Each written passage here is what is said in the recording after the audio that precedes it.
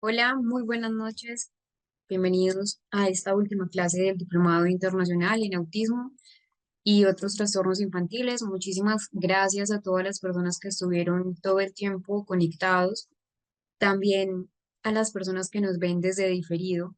Recuerden que las clases todas, absolutamente todas quedan grabadas. Ya, de hecho, les voy a compartir el enlace que les he venido compartiendo durante estos días de las clases donde están almacenadas, porque la idea es que vuelvan a repasar. Recuerden que el autismo es un tema a veces complejo, que debe tener también mucha experticia clínica, pero también mucho aprendizaje. Todo el tiempo vamos a estar en función de las nuevas investigaciones que se realicen todo el tiempo, porque el autismo no para de investigarse. De hecho, como ya hemos visto durante las clases, es uno de los diagnósticos que más se ha centrado en la investigación, principalmente porque tiene mucha neurovariabilidad.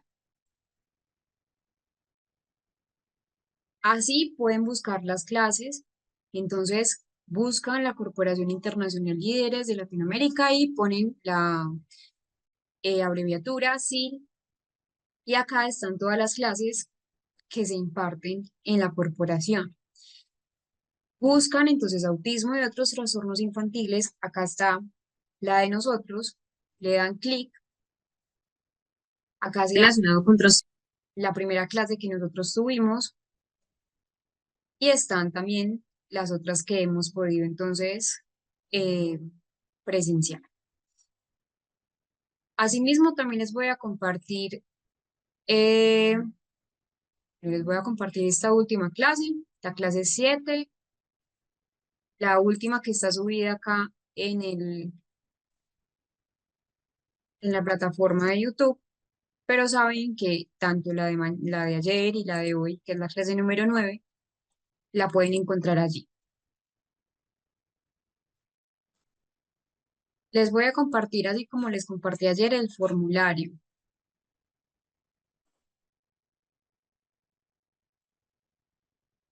Recuerden que el formulario es autoevaluativo, es decir, nadie va a tener ningún tipo de sanción. Si en algún punto de pronto no lograron contestar la mayoría de las preguntas, no hay ningún problema en ello, no hay ninguna consecución negativa. Recuerden que es este. Acá igual les vuelvo y les reitero, no hay pues como ningún problema con esa obtención del título. La idea es que lean bien las preguntas, se los voy a volver a enviar.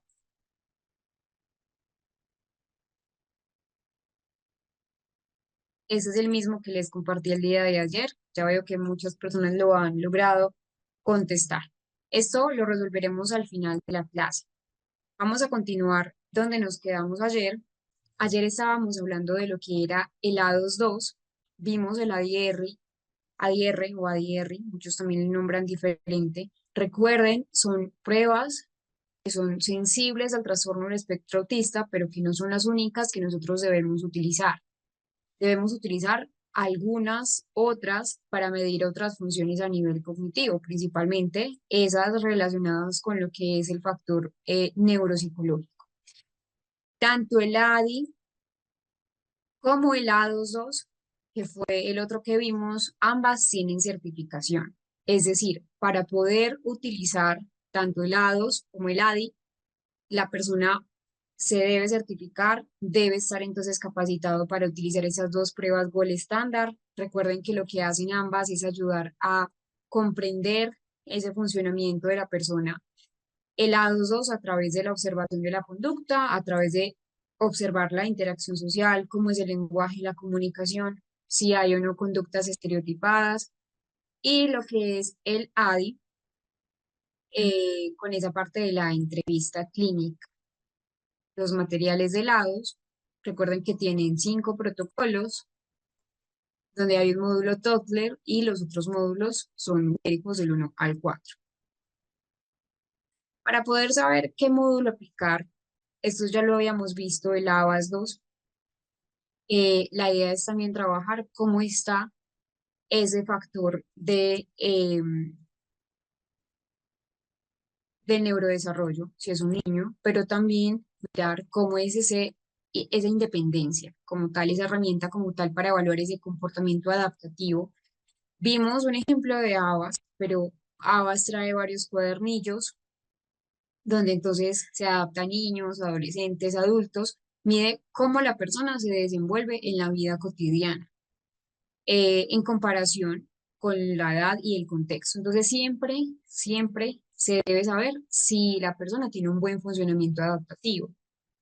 Primero es determinar el nivel de lenguaje, ¿cierto? Que aparece en el ítem A1 para saber a qué edad está la persona. Esto lo veíamos ayer, que para cada una de las edades viene entonces cada uno de los módulos, pero no solamente para cada una de las edades, sino para ese nivel a nivel de lenguaje.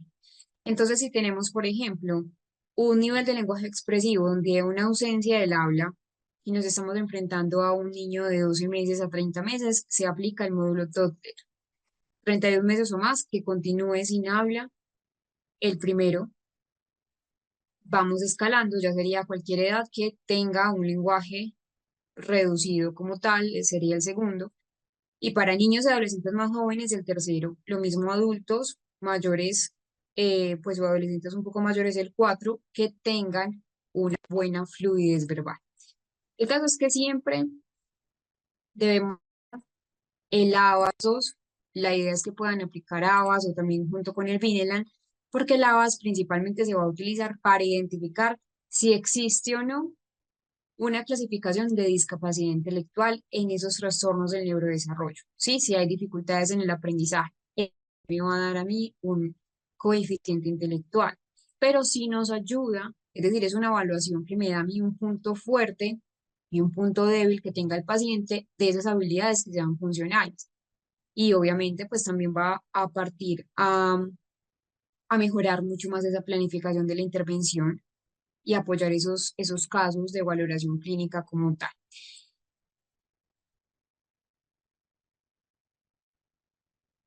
Antes de pasar a este, que es el inventario del espectro autista, el IDEA, esta no es una prueba diagnóstica, es una prueba, digámoslo así, ni tampoco tamiz, es una prueba de ayuda para los clínicos para saber en qué nivel de severidad se encuentra la persona con autismo, pero no me da pues como tal un puntaje. Vamos a ver algo que es fundamental y son esos materiales de lo que es el A22, que son fundamentales ya para pasar a lo que es el IDEA.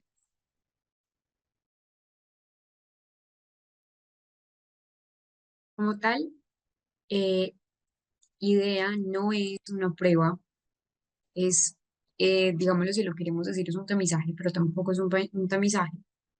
Lo que hablamos entonces es un instrumento, nos indica cuáles son esos niveles del trastorno del espectro autista. Como tal, la idea, valga la redundancia, fue creada por Ángel Rivière, era mirar cuáles eran esos niveles del trastorno del espectro. Es decir, mirar cada una de las dimensiones, dimensión uno, cuáles eran las relaciones sociales, y cada una tenía una puntuación. Siendo la puntuación más baja, el nivel entonces más bajo, por ejemplo, no hay trastorno cualitativo de la relación social, la 8 sería un aislamiento completo. No hay un apego a personas específicas, no hay una relación con adultos y tampoco hay una relación con iguales, que serían los pares.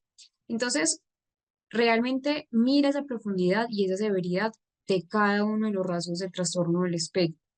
En total son 12 dimensiones específicas, donde entonces ese inventario, que es un inventario realmente del espectro, que es el IDEA, lo que quería mirar era esos niveles, según esas puntuaciones de 8, de 6, de 4 y de 2, eh, donde vamos a mirar esa profundidad. Recuerden, no está pensado, no fue diseñado para hacer una diagnosis diferencial, sino para valorar esa intensidad de los rasgos del trastorno del espectro, para mirar esa parte de la intervención. Entonces, es una ayuda terapéutica, más no es una ayuda diagnóstica. Entonces, son varias dimensiones. La primera dimensión son las relaciones sociales. La segunda son esas capacidades de referencia conjunta o atención conjunta. La tres son esas capacidades interactivas y esas capacidades de mentalización. Eh, lo cuatro mide también esas funciones comunicativas, también mide la flexibilidad, el sentido también de la actividad, la ficción o la imaginación.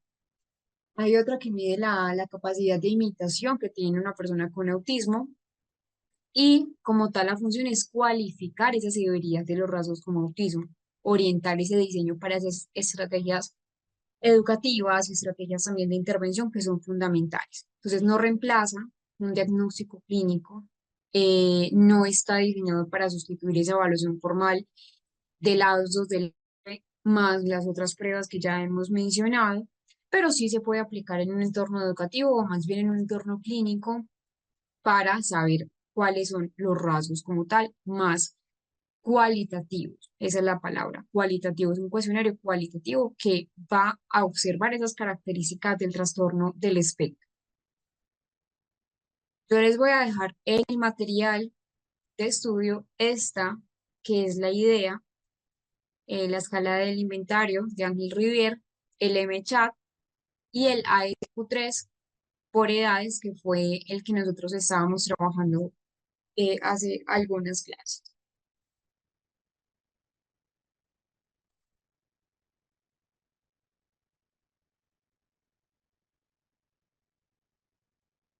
Y recordar algunos dominios de la neuropsicología del autismo. Esto simplemente es un recuerdo de lo que ya hemos visto, que es un complemento para una adecuada evaluación del trastorno del espectro. Evaluar la teoría de la mente, evaluar entonces esa parte de la atención conjunta. Igual recuerden que el autismo es un desafío a la generalización. No siempre podemos generalizar, es decir, en el autismo tenemos varios aspectos, desde una capacidad intelectual que puede estar por debajo de 70 hasta altas capacidades, lo que antes era superdotación, que las altas capacidades están eh, en un número de 130 para arriba, son muy pocas las personas que están allí. Una interacción social que va a ser un activo raro o un pasivo, donde acá podemos ser distantes, hay personas que son muy distantes o una persona que es activa, pero también está esa parte del enmascaramiento del que ya hemos hablado, una persona con comunicación no verbal, una persona verbal, la hipersensibilidad, las conductas que pueden ser intensas y pueden ser leves. Antes de pasar al otro tema, por acá se los voy a abrir, vamos a hablar de algo fundamental que a veces no se habla de ello, y es el autismo en las personas adultas. El autismo, claro, se ha centrado principalmente en lo que es el diagnóstico en los niños, porque ahora es en los niños donde ya se hace esa, ese diagnóstico temprano. Pero hace muy poco se empezó a diagnosticar el autismo también en personas adultas. Cuando me refiero a hace muy poco, pues son décadas, pero igual para el avance que ya llevamos del autismo creo que es poco. En un momento les abro acá la presentación del otro tema para poderles ir hablando.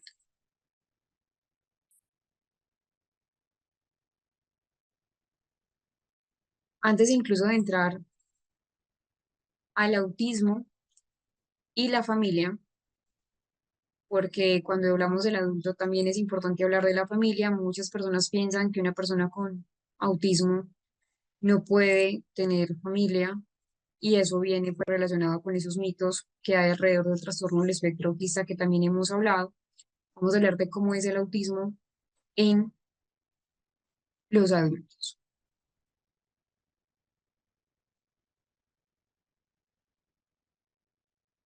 Entonces acá una muy breve introducción. Les voy a ir comentando esa parte pues como de las diferencias entre un niño con autismo y un adulto con autismo, que pues realmente la diferencia no es tanta. Igual sí o sí se deben cumplir esos diagnósticos, esos criterios diagnósticos que ya vimos en el DSM y en el CIE-11, DSM-5TR y CIE-11. Eh, debe estar sí o sí esos diagnósticos para poder pues como dar el nombre de trastorno del espectro autista, es decir, las dificultades en la comunicación social, los patrones restrictivos y repetitivos. Es la misma manifestación clínica, pero como tal la intensidad puede cambiar con la edad, puede cambiar con el contexto y también esas estrategias compensatorias que en muchos casos en los adultos cambia. Entonces, cuando hablamos un momento del diagnóstico en los niños, suele detectarse en esa infancia temprana. Afortunadamente, como ya hemos visto, hay mucho más conciencia sobre la detección temprana del trastorno del espectro autista. Ya se está diagnosticando 2, 3, 5 años, pero en los adultos, por ejemplo, en cuanto al momento del diagnóstico, muchos adultos no fueron diagnosticados en la infancia, especialmente las mujeres, que vimos un apartado en el diplomado de cómo era esa parte del autismo en las mujeres, o personas con un autismo leve. También actualmente se encuentran muchas personas que llegan a reevaluación porque fueron diagnosticados con otro trastorno diferente al autismo, TDAH, o incluso muchas personas con trastorno del desarrollo, pero realmente tenían trastorno del espectro autista. Entonces, por ejemplo, en los niños ahora se observa mucho más fácil porque hay más conciencia de esos hitos del desarrollo, que nosotros vimos, esos signos de alarma. Ya ahora hay mucho más conciencia de cómo es un desarrollo atípico y cómo es un desarrollo atípico. Si hay un lenguaje tardío, los padres de familia ya están mucho más pendientes de por qué no está diciendo las primeras palabras, por qué de pronto no tiene un juego simbólico. Y en el adulto, aunque muchas personas pues ya adultas tienen un lenguaje fluido, de hecho tienen una inteligencia que puede estar promedio o por encima del promedio, pues son síntomas más sutiles, o son síntomas que ya están permeados por esas estrategias compensatorias, por el enmascaramiento. Entonces, en cuanto, por ejemplo, en el lenguaje, en los adultos generalmente es fluido, aunque puede ser monótono, plano, literal, poco recíproco. En los niños puede haber un retraso, una ausencia de lenguaje. Entonces, en cuanto a las diferencias, el adulto, el autismo en adulto muchas veces pasa desapercibido, ¿sí? Si en esa infancia de pronto no hubo como un diagnóstico claro, o si no se dieron las preocupaciones necesarias para poder hacer un diagnóstico, especialmente, por ejemplo, en casos de discapacidad intelectual, no se dio el diagnóstico concomitante, que ya hablamos de eso, sino solamente el diagnóstico de discapacidad intelectual, pero no que también concomitaba con autismo en muchos casos. Entonces, van a presentar los mismos desafíos sociales, desafíos emocionales, los desafíos sensoriales van a persistir. Los niños, en cambio, suelen tener síntomas mucho más evidentes, lo que permite que la intervención al fin y al cabo sea temprana. Tanto en adultos como en niños, cuando me estoy hablando o cuando me refiero a adultos, es a partir de los 18 años, que sería un adulto joven, hasta ya adulto. De hecho, se han encontrado personas con 70 años diagnosticadas con trastorno del espectro autista, que toda su vida vivieron con preocupaciones de qué era lo que pasaba, porque de pronto se sentían diferentes al resto. Muchos consultaban principalmente, digamos, por un diagnóstico de ansiedad social, sin ser ansiedad social. Ya luego, con el auge de las intervenciones, con esa aplicación de la 2.2, ya hay más herramientas específicas para poder hacer un análisis retrospectivo, porque es de hecho más difícil hacer un análisis retrospectivo que en ese momento longitudinal. Para nadie es un secreto que quizás evaluar un niño que está teniendo un proceso con fonoaudiología, con terapia ocupacional, con psicología, con neuropediatría, con psiquiatría, es de pronto, entre comillas, más sencillo. ¿Por qué? Porque tenemos todo a la mano. Mientras que hacer un análisis en retrospectiva del desarrollo muchas veces no se cumplen con las informaciones que se requieren. Por eso yo les mencionaba, el ADI-R se aplica a partir de los 2 años, pero no siempre tenemos buenos informantes. Incluso en los adultos también se puede aplicar el ADI, solo siempre y cuando pues tengan esa información de el neurodesarrollo, que muy pocos cuentan con eso. Pero sí, otras pruebas como el A22, la RATS-R, que es otra también para adultos, Y en niños es fundamental una evaluación que sea multidisciplinaria. Ya se hace énfasis, se hace mucho hincapié en la parte educativa de que sea una evaluación temprana para poder fomentar esas habilidades adaptativas y comunicativas. Yo quiero que veamos un ejemplo y que también desmitifiquemos muchos aspectos del autismo en los adultos, eh, porque este video creo que es un video reflexivo que nos va a mostrar esa importancia de poder dar un diagnóstico a tiempo. A veces cuando no se da un diagnóstico a tiempo, muchas personas viven con la duda. Yo les he mencionado que lo importante no es tener como tal el nombre, es decir, el nombre es solo un nombre, es que hay detrás de todo el diagnóstico, que de hecho abre muchas puertas también a clarificar algunos comportamientos que muchas personas adultos decían, "Ah, ahora comprendo el por qué ya me sentía desconectado de mis compañeros de trabajo, ahora comprendo por qué nunca tuve un grupo social en el colegio, donde en el colegio pues la mayoría de las personas hacen grupos sociales". Damos entonces un ejemplo de cómo es esa parte del trastorno del espectro autista en los adultos y allí van a ver cómo las familias también, ya para entrar a este otro tema que es el autismo en las familias, cómo dar ese apoyo familiar, cómo dar un diagnóstico, porque a veces las familias también ponen ciertas barreras, porque sobrevienen sentimientos de culpa, sobrevienen muchas emociones, empatar con este video reflexivo.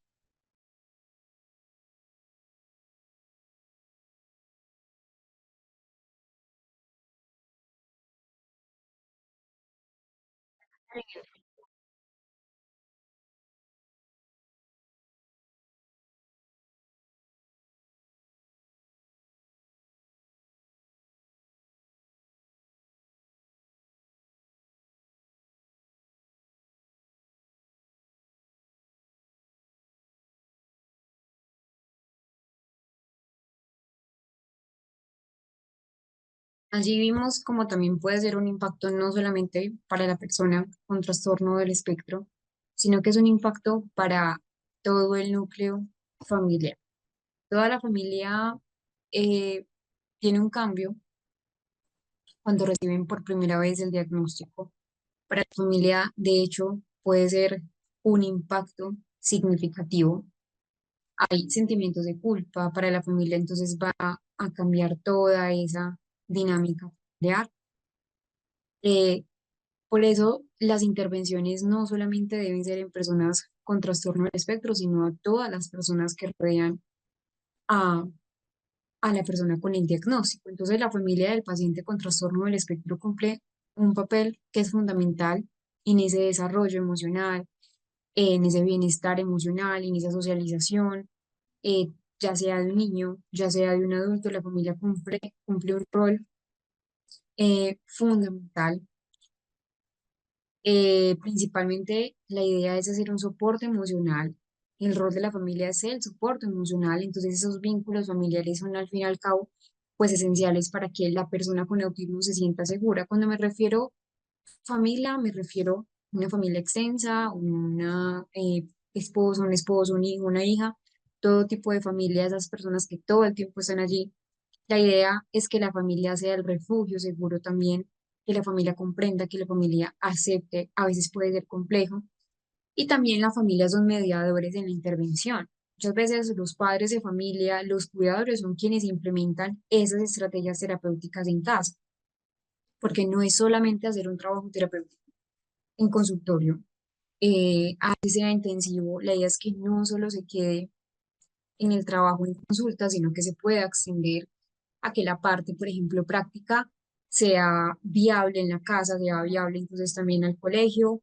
Los padres de familia siempre son esos voceros ante el colegio de esas estrategias educativas que pues se sugieren para la intervención. Entonces, median allí, trabajan también con las estrategias que le damos. Al fin y al cabo, las familias son quienes buscan esos apoyos escolares, esos apoyos médicos, esos apoyos legales, sociales y gestionan esos derechos y esos recursos. También hay que hablar que muchas veces las familias pueden ser familias negligentes. Pues me he topado con pocas familias negligentes, pero existen. También muchas familias que cuando se le da un diagnóstico de autismo, de pronto ponen inmediatamente una barrera hacia ese diagnóstico o lo entienden pero no hacen nada por, o simplemente les dan el diagnóstico pero ya, hasta ahí.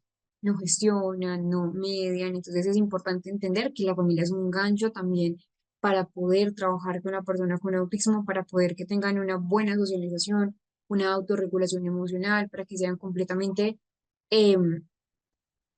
autónomos en las actividades de la vida cotidiana, pero que también es importante la familia y sobre todo en temas en la parte más infantil.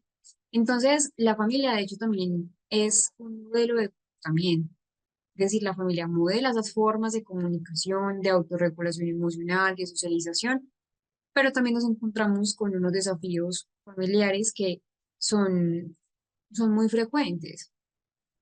Primero es que hay un impacto emocional. El diagnóstico, al fin y al cabo, en la familia genera un duelo, genera ansiedad, incluso sentimientos de culpa,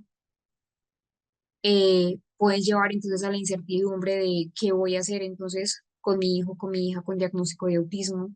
Hay una gran frustración, tanto de padres como de hermanos. Y no solamente eso, sino que es una carga física y mental, es decir, el acompañamiento constante de la familia puede generar un agotamiento o un estrés que es crónico. Muchas familias, por eso la idea es siempre tener como un grupo terapéutico, también con familias, una psicoeducación, porque muchas familias lo que hacen es tener un aislamiento social. Es decir, las familias a veces pueden retirarse de ese entorno social porque sabemos que a veces el mundo puede ser un lugar hostil o un lugar que está lleno de incomprensión del comportamiento también del niño, entonces prefieren aislarse y también es una dificultad que hay que trabajar con ellos. Al fin y al cabo, pues las terapias, los apoyos pueden representar una carga económica importante, que hay dificultades económicas también en muchas familias, porque siempre que se da un diagnóstico de autismo, también se da como tal una remisión pues, o una sugerencia de estar vinculado con apoyos terapéuticos. Entonces, muchas Desde veces que las empezó. familias, pues, no cuentan con los recursos y desafortunadamente, y pues lo hablo acá en Colombia, sé que cambia de pronto, pues, como el modelo terapéutico en otras zonas, para en Colombia no todas las familias tienen la oportunidad de que les cubra, por ejemplo, la EPS, las entidades prestadoras de salud, las terapias o todas las terapias y a veces no solamente eso, sino que pueden tener un costo de terapias, pero el pasaje, pues el transporte también es elevado. Y al fin y al cabo genera un desajuste familiar, pues, muchos conflictos conyugales en la familia.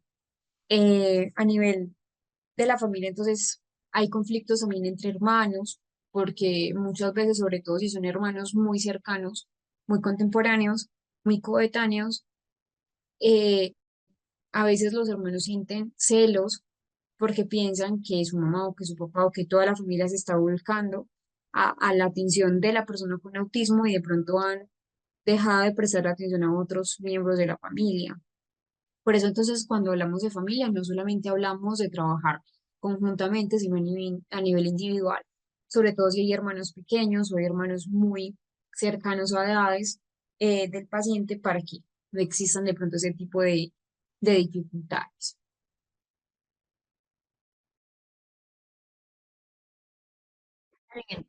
Entonces, como les mencionaba, para la familia es un reto.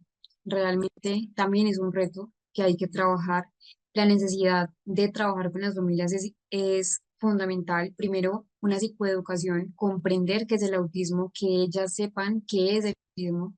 Ya hemos visto cómo entonces se pueden dar muchos mitos relacionados con el autismo que incluso en redes sociales están, eh, darles a entender cómo se manifiesta, qué esperar pues de ese desarrollo a futuro, eh, y un apoyo psicológico, tanto individual como les mencionaba, rol a rol de la familia o pues miembro a miembro de la familia, es importante para gestionar esas emociones, para gestionar ese estrés, el cuidado al cuidador y que se puedan adaptar también al diagnóstico. Siempre considerar grupos de apoyo. esas redes de apoyo, entonces grupos de padres, hay, sé que en cada una de las ciudades pues como hay varias, pero asociaciones de padres de familia dentro, que estén dentro de los trastornos del neurodesarrollo, entonces que puedan estar asociados, que puedan estar en comunidad, que también puedan hablar con otros padres de familia sobre las mismas situaciones que ellos tienen, que puedan estar dentro de una contención, que puedan tener consejos, un acompañamiento. Siempre es un acompañamiento profesional, tener una guía siempre para poder explicarle el paso a paso.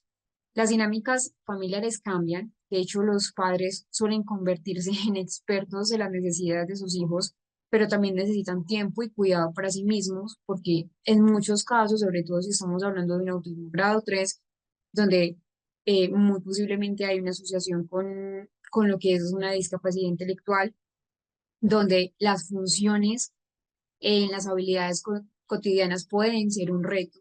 También que los padres puedan tener tiempo y que los hermanos, como les mencionaba, que a veces los hermanos pueden sentirse celosos, invisibilizados, o en muchos casos también puede pasar que los hermanos empiezan a, a asumir roles o responsabilidades de adulto. Entonces, se recomienda sí incluirlos en la intervención, pero también ofrecerles el espacio de autocuidado a la par. Siempre, ya para terminar esta parte, buenas prácticas para ese fortalecimiento familiar. Entonces, siempre promover una comunicación abierta, una comunicación que sea empática. Al principio van a rechazar o muchos van a rechazar el diagnóstico, entonces tampoco presionarlos a tienen que comprender el diagnóstico, no. Es introducirlos paso a paso para poderles mostrar realmente que no es solamente pues el diagnóstico por lo que se nota a nivel general o lo que ven en las redes sociales, sino que tienen que ver con pues muchos ámbitos que tienen muchos puntos fuertes. Vamos a hablar una de las estrategias que se utilizan eh, en el autismo, tanto para personas con trastorno pues del espectro autista, pero también para otro tipo de personas y es el sistema PECS. El sistema PECS es una herramienta que lo que hace, que de hecho lo está haciendo en el sistema SAC, es un sistema aumentativo alternativo de la comunicación, se utiliza para personas con trastorno del espectro no verbal, pero que también pues tengan de pronto otro trastorno en el neurodesarrollo u otras dificultades en esa comunicación verbal y fue desarrollado principalmente para eso, para que a través de lo que es el intercambio de imágenes, que así se utiliza el sistema PEX, se puedan comunicar, que tengan una intención comunicativa, que puedan comunicar sus pensamientos. Lo que hace el sistema PEX, al igual que otros sistemas alternativos de la comunicación, es eso, facilita esa comunicación funcional de personas con un lenguaje o muy limitado o un lenguaje verbal y promueve esa iniciativa comunicativa, es decir, que el niño sea quien inicie siempre la interacción para poder entonces, mientras se utiliza el sistema PEX, paulatinamente ir introduciendo a sus casos en el lenguaje verbal.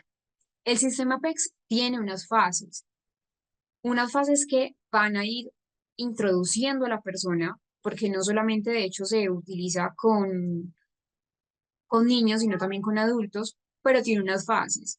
Es decir, son 6 fases progresivas, son 6 fases paulatinas, donde se aprende a intercambiar imágenes con otra persona para conseguir pues la interacción. En la primera fase, que es pues una fase de adecuación, de adentramiento al sistema, es una fase de cómo comunicarse. Acá en el sistema PEX se usa, ese es un comunicador. El comunicador siempre es el sistema por el cual la persona se comunica, que ya habíamos mencionado que hay varios tipos de sistemas SAC. Un sistema con ayuda tecnológica y otro sistema sin ayuda tecnológica. Ese sería sin ayuda tecnológica, el que están viendo acá en la imagen. Pero también hay otros tipos de SAC que ya el sistema PEX se ha de pronto ampliado un poco más. Les voy a mostrar entonces cómo podría ser un sistema PEX digitalizado. El que ustedes están viendo allí es más de corte tradicional. El tradicional es así. Entonces, es un comunicador, siempre el comunicador es una carpeta anillada que va a variar según la persona, donde tienen unos pictogramas. Ese es uno de ellos. Pero también tenemos, bueno, y que acá se entrega entonces la tira de comunicación, que también hace parte del comunicador, para lo que el niño necesita, ¿sí? Entonces, por ejemplo, yo necesito ayuda y tiene muchos pictogramas. Entonces, así sería lo tradicional, muchos pictogramas, pues obviamente va a cambiar a nivel del idioma, a nivel también de la interacción que tenga la persona, pero también actualmente hay muchos, bueno, miren por acá, hay otro ejemplo de cómo podría ser un sistema PEX. Hay muchas imágenes, pero lo que les quiero mostrar es que hay varios sistemas de comunicación, de hecho, pues son software principalmente, donde reemplazan ese sistema PEX. Por ejemplo, miren este. Este es un sistema que es Grid 3. Acá es un sistema que igual es el comunicador a través por intercambio de imágenes. Acá tenemos pues otro. Es un software donde los niños entonces empiezan a trabajar con ese sistema PEX, pero ya con una ayuda más digital. Una duda de pronto que tienen muchos padres de familia es, bueno, si sabemos que lo que hay que hacer es, si son niños pequeños, reducir esa exposición tan prolongada a pantallas, ¿qué podemos hacer? Realmente acá el sistema PEX son sistemas que solo vienen en tabletas electrónicas, solo y exclusivamente con sistemas de comunicación. Es decir, no tienen un acceso pues a YouTube o a ninguna otra pues plataforma que de pronto pues pueda entorpecer pues como ese crecimiento del niño, sobre todo si la autonomía quizás se reduce. Entonces, eh, la preocupación de muchos padres es esa, bueno, si tengo un sistema, entonces, pero por eso prefieren de pronto un comunicador más físico, aunque ya de pronto es un poco más obsoleto en el sentido de que ya pues es más fácil cargar una tablet electrónica a cargar de pronto una carpeta donde hay muchas imágenes, se hace pesado y sobre todo para niños pequeños. Entonces, el sistema GRID viene pues no solamente en su sistema GRIDS o GRID 3, que hay muchos también, pero pues es un ejemplo de ellos. Entonces, en la primera fase es cómo comunicarse. ¿Qué pasa en esta fase? En esta fase es lo más sencillo, el objetivo en esta fase es que el niño aprenda cómo puede obtener un objeto que quiere entregando una imagen a una persona. Entonces, ¿cómo se le enseña? Lo primero es entender que es el concepto de comunicación funcional, que el niño lo comprenda. Es decir, que el niño comprenda si entrega esa imagen, eh, obtiene lo que quiere. Supongamos una imagen de una botella de agua, pues o agua. Entonces, cuando el niño entrega la imagen de la botella de agua, obtiene lo que quiere. Acá no se requiere ese lenguaje verbal ni una discriminación entre imágenes en esta discriminación entre imágenes en esa etapa, pero sí que el niño entonces vaya aprendiendo a través de esos reforzadores, es decir, si entrego la imagen, obtengo lo que quiero. La idea es que acá se requieren dos adultos. Un adulto que es el facilitador. El facilitador se sienta frente al niño con la imagen que desea, con la imagen que quiere. Y otro adulto que es una guía física. Entonces uno es al frente y el otro es atrás y la guía física se hace detrás del niño y lo ayuda físicamente a tomar la imagen y entregarla al facilitador, al otro adulto, y luego recibe el refuerzo. Entonces el facilitador lo que hace es recibir lo que la guía física le ayuda al niño a entregar. En este caso, un ejemplo, una imagen de una botella con agua. Entonces el proceso es, primero, el objeto debe ser motivador. Por ejemplo, una galleta. Cambiemos el agua, una galleta y que debe estar a la vista del niño, es decir, debe estar en el lugar, pero fuera del alcance del niño, es decir, el niño por sí solo no lo puede tomar, debe estar lejos, pero de difícil acceso. El niño ve la imagen del objeto, que pues ya sabemos que están en la tira de velcro, en el comunicador, en el tablero. Luego, ya con ayuda, lo que hace, que es la ayuda, recuerden, de la guía física, toma la imagen, le entrega al facilitador y debe ser inmediato que el niño recibe el objeto. No esperar horas, no esperar días, no esperar minutos, no, debe ser inmediato, contingente a la conducta. Y un error común es no usar objetos que sean motivadores o de pronto dar retrasos en en esa acción recompensa, que lo que se quiere como tal es una asociación, porque lo que busca es una asociación. De hecho, el sistema PEX está basado en esa parte de lo que es el condicionamiento clásico para estímulo, recompensa, estímulo, refuerzo. La fase 2 ya es una fase de distancia y persistencia. Entonces, la primera fase es una fase solamente donde se va a adecuar al, pues como al proceso.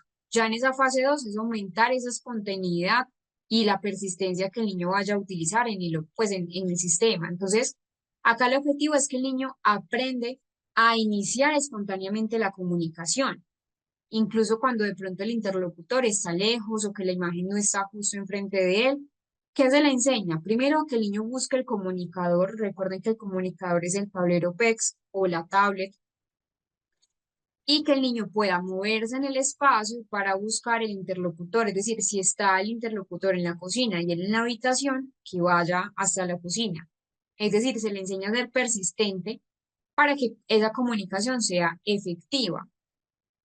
Eh, ya en la fase 3 es una fase de discriminación de imágenes. ¿Qué se hace acá? El niño aprende a escoger entre dos o más imágenes para poder pedir lo que realmente desea. Entonces, ya acá el niño aprende a diferenciar visualmente entre dos objetos. Supongamos una imagen de una galleta y una imagen de un jugo. Y la idea es evitar ese uso mecánico o al azar de la tarjeta. Entonces, lo que se hace es, se colocan dos imágenes, una de un objeto que el niño desea, supongamos la galleta, y otra que sea neutra o que no sea deseada. Un ejemplo, un jugo. El niño solo cuando entregue la respuesta correcta, es decir, en este caso la galleta, que es el objeto que necesitamos para la, la fase 3, pues que es un objeto deseado, solo cuando el niño lo entregue, se le entrega el objeto deseado. Solo eso. Entonces la idea es hacer ejercicios sistemáticos para mejorar esa precisión. Tanto la fase 1 como la fase 2, como la fase 2 como la fase 3 requieren una persistencia. No es que de la noche a la mañana el niño ya va mágicamente a saber utilizar el comunicador. Esto requiere un proceso y requiere, como les menciono, también el apoyo no solo de fonoaudiología, de terapeutas ocupacionales, sino también de los familiares que estén allí. De hecho, en esa persistencia, en la fase número 2. Un error muy común es no esperar que el niño observe las imágenes, sino acelerarlo o apresurarse. Ya luego, en la fase número 4, la idea es que el niño en esta fase, previamente acá el niño ya sabe cómo funciona. Entonces, como ya sabe cómo funciona, se pasa a la fase número 4. En esta fase 4 ya es una estructura de la oración. El niño aprende a construir frases que son simples con la estructura, por ejemplo, quiero más el objeto. En este caso, volvamos al objeto deseado, en el del ejemplo, que puede ser cualquier objeto. Quiero una galleta y usa una tira de oración, ¿sí? Que es el strip que yo les mostré. Entonces, en esa tira de oración, el niño coloca la frase que quiere, seguida de la imagen que está deseando o seguida de la imagen que está solicitando. Acá es importante que el niño comprenda el concepto de lo que es una frase comunicativa. Es decir, el niño acá necesita usar más de un símbolo para dar más información. Y ya hay una asociación entre imágenes de acción, que sería quiero, más la imagen, que sería, por ejemplo, la galleta, que es el objeto que estamos pues como trabajando en el ejemplo. Entonces el proceso es simple. Un niño toma el pictograma quiero, se le va a asociar, luego el pictograma del objeto, luego coloca ambos en la tira y luego entrega la tira al adulto. Y ya el niño pues recibe el objeto que desea. Ya la quinta fase es una fase de responder a la pregunta. Ya es responder ¿qué quieres? Y ya acá el niño responde verbalmente o con el sistema PEX o ambos a esas preguntas que son directas, utilizando esa estructura que ya previamente aprendió. Entonces se le enseña a comprender la pregunta, ¿qué quieres? ¿Qué necesitas? Y ya la idea es que el niño ya haya tomado esa iniciativa comunicativa como una forma de respuesta. Ya en la fase 6, que es la última fase, la idea es que se trabajen acá esos comentarios espontáneos o esas respuestas múltiples. El objetivo acá es que el niño aprenda a comentar, que el niño aprenda a hablar de cosas más allá de lo que solo desea obtener. Entonces, ¿qué se le enseña?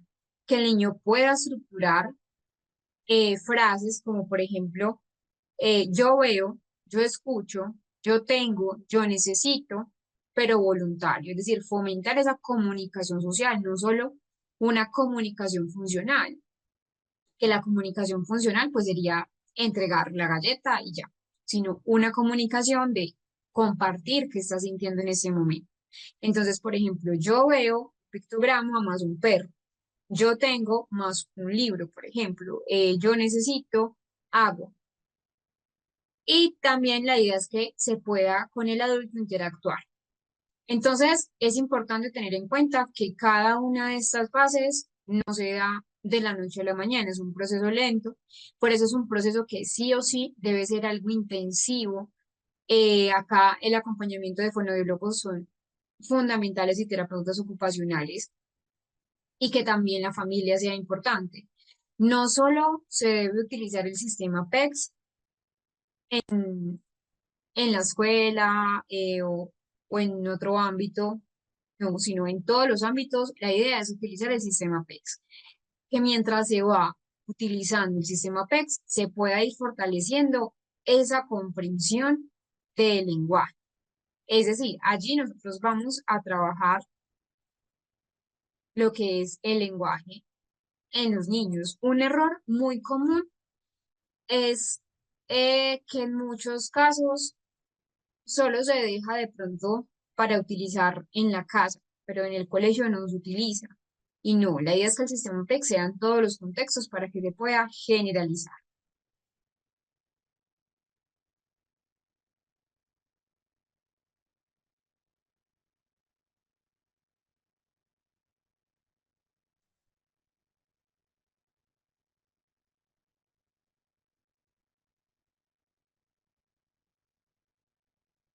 Como hoy es el último día y vamos a hacer una zona de preguntas más amplia, vamos a ir a nuestro descanso ya, para que también tengan tiempo, igual salimos a la misma hora, pero quiero que tengan tiempo de ir respondiendo ese cuestionario que les mostré, perdón, ese cuestionario que les mostré, el formulario, que recuerden que no tiene pues ninguna consecución negativa, es el mismo que ya les he compartido, no es otro diferente, es este que se los voy a compartir a través del chat para que entonces lo puedan hacer.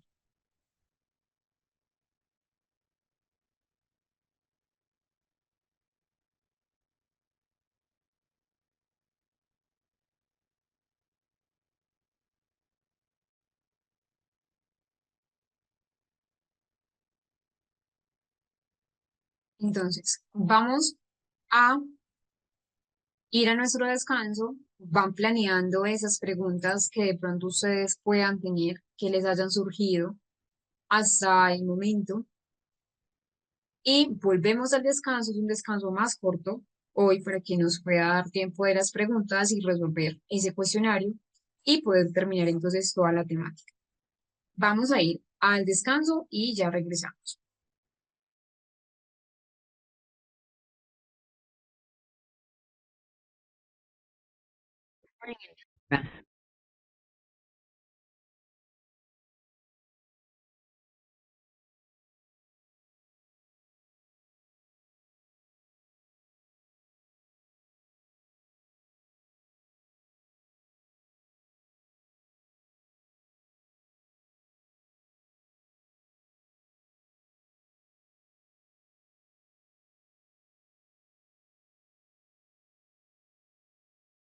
Bueno, eso es un ejemplo de cómo podría ser esa parte del sistema PEX, que la idea siempre es que se haga a la necesidad que tenga la persona, es decir, que se puedan hacer un sistema PEX con pues pictogramas que sean más realistas. Incluso muchos sistemas PEX están centrados en ese aspecto, por ejemplo, como con fotografías. Para poder manejar junto con la parte del sistema PEX, que haya es generar confianza, un ambiente de confianza, un ambiente que tenga la estructura, que tenga anticipación, que puedan también tener ayudas visuales, entonces no solamente el sistema PEX, sino los otros sistemas que hablamos de, en general, el sistema SAC, entonces que puedan tener calendarios visuales, que puedan tener dibujos, que puedan tener agendas, fotografías, que le permitan saber qué va a hacer, dónde lo va a hacer, quiénes van a ir, qué días lo va a realizar, siempre facilitar apoyos. Eso es muy importante, promover esa inclusión social, generando también para la persona un ambiente cálido, un ambiente que sea predecible, sobre todo entonces dar una imagen positiva y nunca exponer a una situación a cualquier persona, no solamente con autismo, sino cualquier persona que esté dentro del trastorno o dentro de los trastornos del neurodesarrollo, quizás a eventos o situaciones donde sabemos que puede ser de pronto torpe o que se le puede dar difícil, nunca exponerlos en apoyos. Siempre resaltar esas habilidades y los intereses con compañeros. Cuando me refiero nunca a exponer a una persona sin apoyos, es que muchas veces, en muchísimos casos, una persona con autismo en un colegio regular o en una formación pues académica regular, en muchos casos, aunque ya no se utiliza tanto, muchas veces los sacaban al frente pues de la clase. Y a muchas personas con autismo se les dificultaba, principalmente porque había muchas miradas, eh, había una sobreestimulación, entonces la verdad, evitar ese tipo de cosas si a la persona le genera dificultad. Siempre buscar una buena coordinación con la familia, describir la tarea o muchas veces llevar una agenda que es un activo para la comunicación entre familia, entre terapeutas y entre también las personas, pues a nivel educativo. Muchas preocupaciones frecuentes son estas.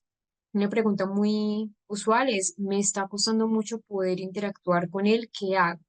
Entonces, ya previamente vimos cómo son algunas estrategias para esa interacción con personas con trastorno del espectro. Todas son completamente diferentes, entonces no hay tampoco que generalizar, pero la idea es que se empiecen a generar unas primeras interacciones sin forzar a la persona, es decir, cada niño tiene su tiempo, cada niño tiene su ritmo, es importante no abrumarlo, no estresarlo. La idea es hacer aproximaciones sucesivas. Otra pregunta es, ¿puede haber momentos de crisis al trabajar con trastornos del espectro? Ya hemos visto que sí, que las crisis forman parte del trastorno del espectro. Incluso lo que era antes llamado Asperger, pues que es alto funcionamiento hoy en día, las crisis forman parte fundamental. Eh, ya vimos en un momento de la clase, como les mencionaba, cómo poderlas diferenciar también con una crisis sensorial que a veces se suelen confundir. La pregunta siguiente es, ¿qué puedo hacer cuando surge una crisis? Aunque ya lo vimos profundamente, eso es un resumen, entonces cuidar al niño. Es fundamental que de pronto el niño no se hiera, no se lastime con objetos que puedan ser de pronto cortopunzantes, como adultos mantener la calma, ser modelos de la calma, intentar no hablarle mucho. En ese momento el cerebro no está preparado para recibir una retroalimentación, no hacerlo, antes al contrario, esto puede generar una sobrecarga sensorial, que las crisis detonan unos 15 minutos, luego bajan y que una vez que el niño logra salir de ese lugar de crisis, pues empezar a saber qué hacer. En el material y también acá les dejo algunos recursos para trabajar con la familia. Ese es un niño con autismo en la familia. Algunos de ellos fueron antes del año 2013, entonces tener muy presentes que como fueron antes de, del año en que salió el DSM-5, pues a veces usan un lenguaje quizás muy desde Asperger, etcétera. Entonces, tener en cuenta que pues ya se habla de trastorno del espectro. Este es el manual para los primeros 100 días. Lo pueden encontrar acá, lo pueden encontrar en este enlace, es de la Universidad de Salamanca. Acá tienen otros dos. Este es un cortometraje, es sumamente bonito. Es un cortometraje sobre todo para trabajar con los hermanos de personas con trastorno del espectro, donde recuerden que los hermanos tienen un desafío eh, fuerte, pues porque también hay muchos celos, hay muchas rivalidades. Vamos a ver entonces este documental muy corto. Les voy a compartir el enlace de lo que vamos a ver para que también lo puedan entonces trabajar.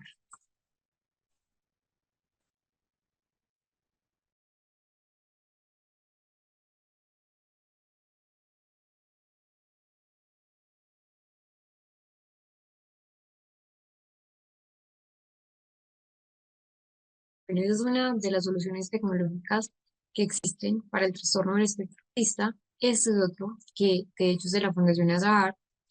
Es un conjunto de herramientas como tal que le permiten el negocio, la comunicación, la planificación y que van a estar dirigidas para mejorar lo que es la calidad de vida de las personas con trastorno del espectro. Son 10 aplicaciones en total. No es solamente para las personas con trastorno del espectro, de hecho también funciona como un blog para pues los tutores o los docentes. Tenemos este otro que es un navegador web similar a lo que pueden ser pues como Google, Opera, entre otros. Y lo que hace es también tener actividades muy centradas o más focalizadas en muchísimos intereses. Es principalmente para niños con trastorno del espectro, sin embargo también lo pueden utilizar, donde está entonces dirigido a padres, a cuidadores, a docentes. Este es un blog eh, de un autor, uno de los autores de un cómic que se llama María y yo. Acá en el blog, que el autor es Miguel Gallardo, coloca día a día esas preguntas que le surgen con su hija María. Acá les pongo entonces también unos libros de guía, autores María y Miguel Gallardo, María Gallardo y Miguel Gallardo, papá e hija. Comprender el autismo, un recorrido para los trastornos del espectro. La familia, mi familia es diferente, un cuaderno de actividades para hermanos y hermanas con trastorno del espectro, pues de personas con trastorno del espectro, y acá cuentos de lectura fácil y adaptada para niños con trastorno del espectro autista. También les dejo una lectura recomendada, que es el rol de la familia en la calidad de vida y esa autodeterminación de las personas con trastorno del espectro autista. Es muy importante, entonces recuerden tener en cuenta a la familia. La familia es un factor fundamental.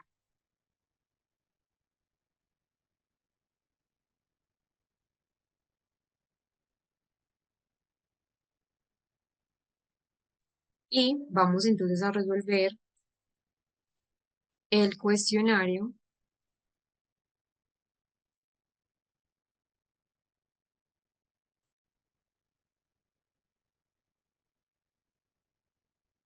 La primera pregunta: el autismo como patología fue descrito. La idea es que ustedes entonces tengan allí, abran en un pequeño apartado esas respuestas correctas, pues las respuestas que ustedes hicieron de las preguntas, y verifiquen si estaba correcto o no. Entonces, en la primera pregunta nos decía, el autismo como patología fue descrito por primera vez por, y nos daban entonces varias opciones de respuesta. Una de ellas, que era la correcta, era precisamente Leo Kanner, que de hecho ayer lo explicamos nuevamente. La segunda pregunta: el interés que se ha generado para descubrir la causa del autismo tiene dos corrientes principales, que recuerden, está en grandes grupos, la corriente sociocognitiva y la corriente neurocognitiva, donde vimos entonces allí lo que es teoría de la mente, lo que es la cognición social, lo que es la parte de las neuronas espejo, la teoría de la disfunción ejecutiva, de la coherencia central débil. La tercera, describe el autismo como un déficit cognitivo básico que cursa con la incapacidad para atribuir a otros ciertos estados mentales como lo son los deseos, los pensamientos, las intenciones. Esta definición pertenece a la respuesta correcta de la teoría de la mente, que la revisamos en varias ocasiones. Una alteración en la capacidad para ejecutar procesos cognitivos básicos relacionados con el control de pensamiento y acción, organización e integración de información y planificación permite explicar en el autismo la conducta rígida, repetitiva, estereotipada e impulsiva. Esta teoría intenta explicar el déficit en la organización y la planificación, esa inhibición de respuestas, las dificultades para aprender estrategias de resolución de problemas, teoría de la difusión ejecutiva. El surco temporal superior, esta era una de las que yo les mencionaba que era muy puntual respecto a las preguntas, porque son más de corte neuroanatómico. Entonces, el surco temporal superior, el polo temporal, que tiene que ver con la comprensión del lenguaje, y la unión temporoparietal, son regiones que se activan cuando generamos una relación o un vínculo social, que de hecho lo estábamos viendo después de las neuronas espejo. Proceso dinámico de interacción entre el niño y el ambiente.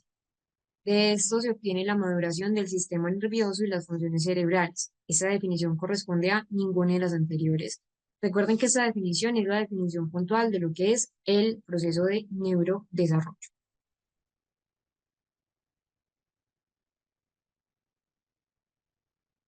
Es una ventana del tiempo que permite el desarrollo de una determinada habilidad en un periodo específico, lo que es el periodo crítico. Recuerden que el periodo crítico y el periodo sensible son dos periodos que son dos ventanas temporales que se abren en cierto momento específico de la vida de una persona, de ese ciclo vital, pero que el periodo crítico es un poco más corto o es un poco más estricto. Para un adecuado neurodesarrollo es importante que en el proceso de vida intrauterina se desarrolle, entonces teníamos varias opciones. Y la opción correcta es el tubo neural. Recuerden que el tubo neural hace parte pues de ese proceso de génesis de lo que es el sistema nervioso central. El tubo neural se vesiculiza en tres, luego en otras cinco fases y de allí surgen todos los, pues la parte a nivel pues como estructural.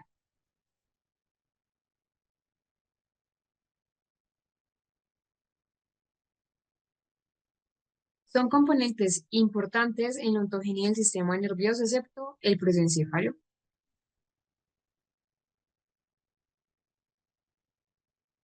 Son factores que intervienen en el desarrollo, en el desarrollo cognitivo. Entonces teníamos el ambiente y la nutrición como esa parte fundamental y también la estimulación, los sentidos a través de esas experiencias sensoriomotoras. Son componentes de la figura de ciclo de adaptación, ninguna de las anteriores. Acá teníamos que esta etapa del desarrollo cognitivo, una relación causa y efecto del periodo sensoriomotor, reacciones circulares terciarias. Son componentes del desarrollo motor, el reflejo, el movimiento, el tono, la postura. Esta respuesta a la 14 era la manipulación. Esta área del cerebro se encarga de regular las emociones mediante conexiones con otras áreas, como el núcleo estriado, la amígdala, el hipotálamo y la corteza prefrontal. Tiene que ver con la regulación emocional, que es la atención conjunta. Surge cuando el bebé y su interlocutor, que en este caso puede ser un adulto, un niño u otro bebé, comparten el interés por un mismo objeto. El tamizaje en el autismo se debe realizar en niños que, todas las anteriores, tengan demora en la adquisición de los hitos del lenguaje, tengan regresión en habilidades del lenguaje, habilidades sociales y niños que tengan padres con altas preocupaciones relacionadas con el trastorno del espectro.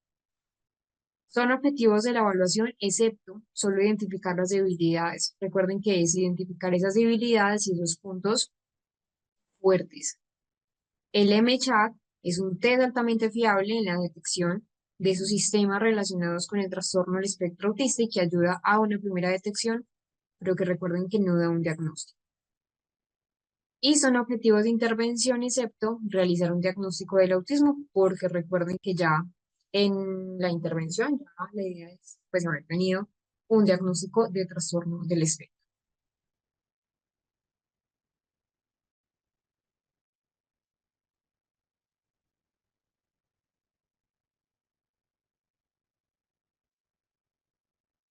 Bueno, vamos a abrir entonces la caja de preguntas para que podamos entonces eh, dar solución a algunas inquietudes que ustedes tengan. Algunas por acá yo ya las tenía escritas de lo que ya me habían mencionado antes.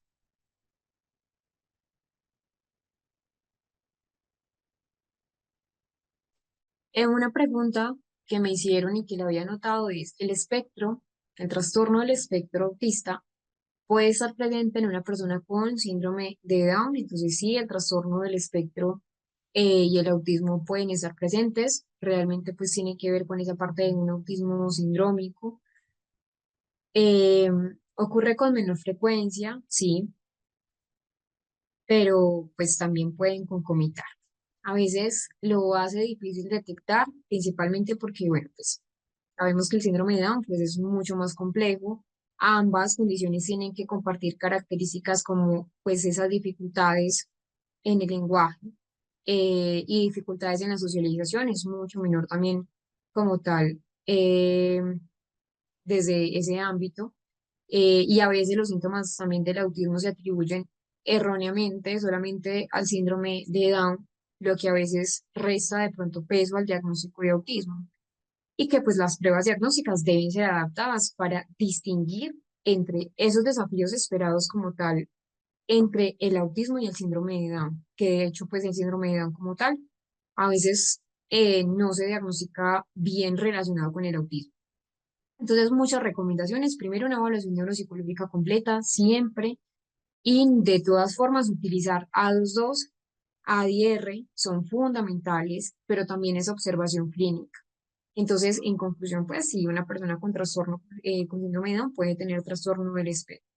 María Fernanda, esa parte de la certificación eh, se las dan combinando, pues ¿sí? Igual le pueden preguntar a la coordinadora, les llegan pues a sus correos directamente.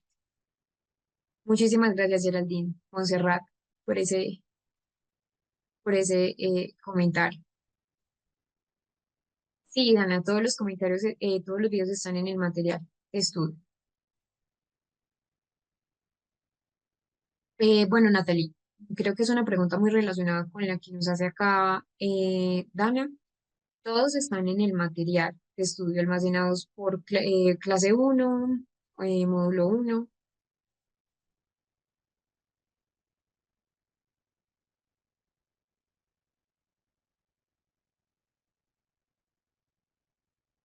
Sí, estaba muy pequeño para diagnosticarlo con TDAH. Todavía no se han, bueno, nos pregunta Engler. Todos los síntomas y signos están en un niño de 4 años con autismo, pero también es bastante hiperactivo.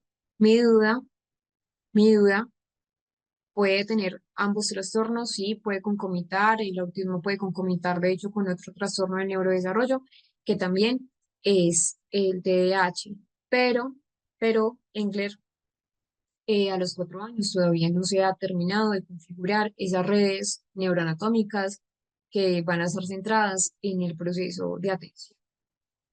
Es decir, diagnosticar en un niño tan pequeño, una cosa es diagnosticar el autismo, ¿cierto? Que es un trastorno también del neurodesarrollo, pero la configuración diagnóstica es diferente, la triada diagnóstica es diferente. Para el TDAH tiene que ver con unas redes atencionales y unas redes ejecutivas para diagnosticarlo a los 4 años, todavía es muy acelerada. Entonces, la idea, por eso siempre se diagnostica el TDAH después de los 6 años, porque ya a los 6, 7 años se está empezando a culminar de desarrollar esas redes o esas conexiones neuroanatómicas que tienen que ver con la atención.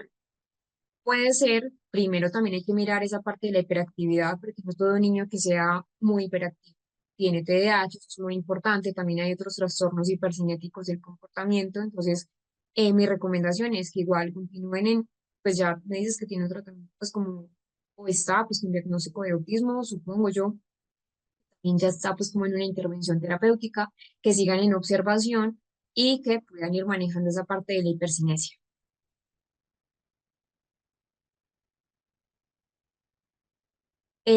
Bueno, Santiago nos dice, El enmascaramiento en el ámbito social causa siempre en el autista depresión y ansiedad y es necesario siempre volver a su estado eh, real. No entiendo muy bien cómo el estado real. En general, el enmascaramiento sí genera una fatiga, pues un burnout social o un burnout autista, que el burnout autista pues a veces se habla poco de ello, pero pues en general no es que siempre tengan depresión y ansiedad, es decir, la idea es que se maneje obviamente también con psicología. Pero no entiendo la parte de cómo así que siempre volver a su estado real. Sí, María Isabel, todas las que les quedan grabadas. Silvia, sí. Le puedes preguntar a la coordinadora, a ella le puedes solicitar pues como esa parte de pago para que puedas tener la certificación. Muchísimas gracias, María del Pilar. Muchísimas gracias. Sí, la dislexia, la discalculia, pues todos los trastornos que ahora se llaman como tal trastornos específicos del aprendizaje, pero lo que cambió es con predominante en la lectura, la escritura y la parte pues, lógica o lo matemático, ya pues no se habla tanto de dislexia, todavía se mantiene pues como el término ya en la parte coloquial, pero ya en la práctica pues como tal clínica ya se da el diagnóstico de trastorno específico del aprendizaje con especificación en, pero sí puede contar con el autismo, con el TDAH, bien, también es un trastorno de desarrollo que recuerden que lo estábamos viendo cuando vimos esa parte de los trastornos que pueden.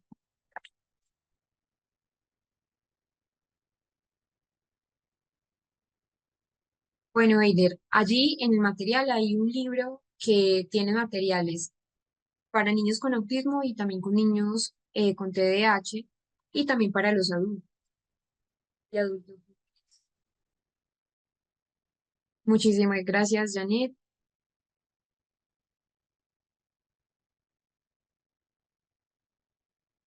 Diana, no te preocupes, puedes volver a ver la clase. Espero que el percance que nos dice, que nos mencionas, se haya solucionado. Muchas gracias, Isabel. Muchísimas gracias. Si de niño, nos pregunta, si de niño con TEA fue un niño calmado, al llegar a joven puede volverse violento, pues como tal, en el autismo no hay como tal una violencia de ser agresivo a. Digamos que esa parte del manejo de las crisis o el manejo pues, como emocional, en la adolescencia es complejo, en la adolescencia hay una cascada hormonal enorme, no quiere decir que se vaya a volver violento, pero sí va a ser un reto a nivel emocional, pues principalmente. Igual todo adolescente tenga autismo, tenga TDAH, sea una persona dentro de las actividades pues, funcionales, va a ser difícil.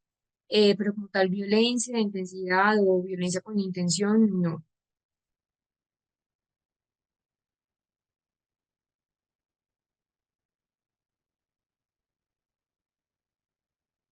Bueno, entonces vamos a dar como culminado el diplomado. Allí en lo que les compartí, también pueden hacer unas preguntas. Yo les doy como tal a veces una respuesta, lo pueden colocar ahí. A las preguntas que de pronto no se les dieron, pues como respuesta, porque a veces son muchas preguntas. Muchísimas gracias a todos por estar hasta acá, por ese compromiso también académico. La idea es que siempre continuemos con ese proceso de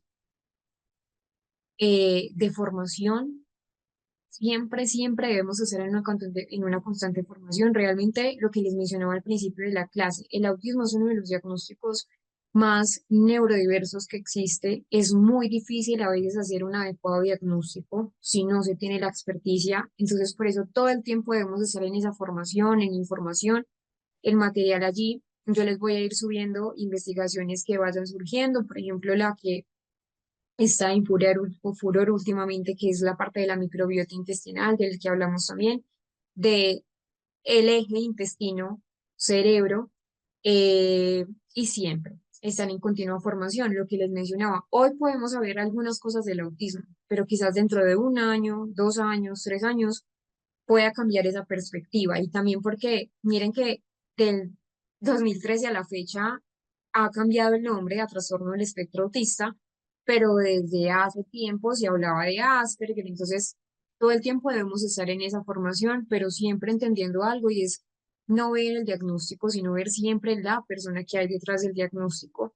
No debemos trabajar nunca con el diagnóstico, es decir, cada persona con trastorno del espectro es diferente por esa individualidad, entonces siempre respetar esa parte.